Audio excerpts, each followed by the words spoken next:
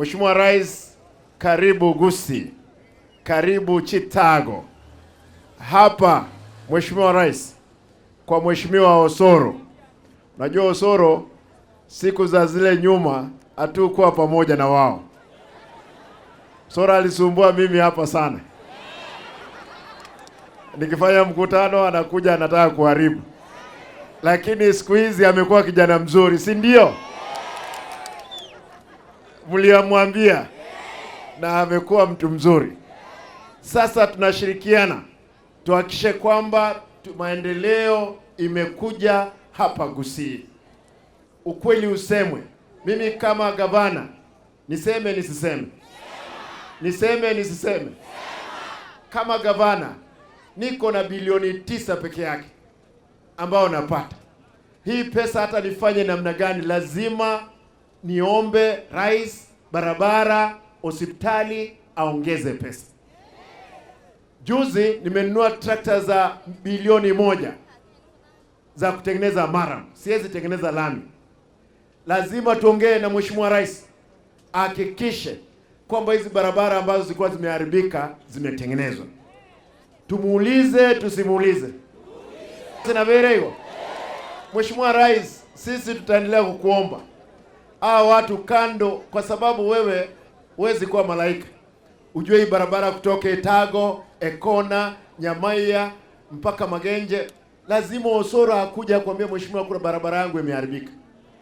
Mnataka Osoro akae kwa hiyo jikoni ya Ruto? Watu wa South Mugrango, kuna wale wako na vitina kidogo, hiyo ni kawaida.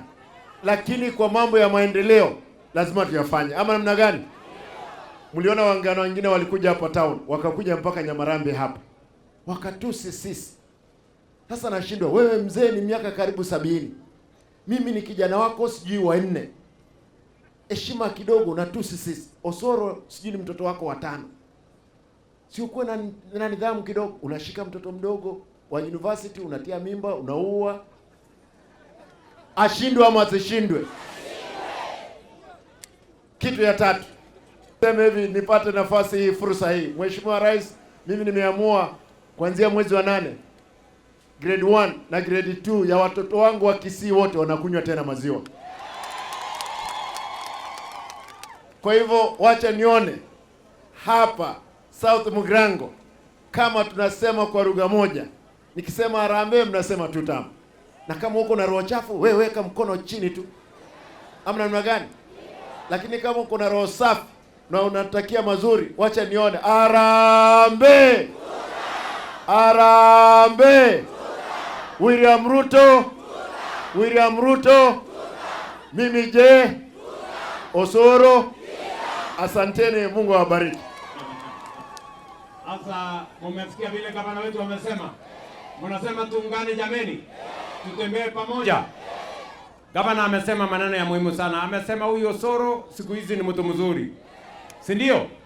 Sasa niwaulize, Osoro ndio mtu mzuri siku hizi ama Simba ndio mzuri siku hizi? Hata Simba amekuwa mtu mzuri na Osoro amekuwa mtu mzuri. Wote ni wazuri. Basi wapigie makofi jameni. Haya, wacha nimuite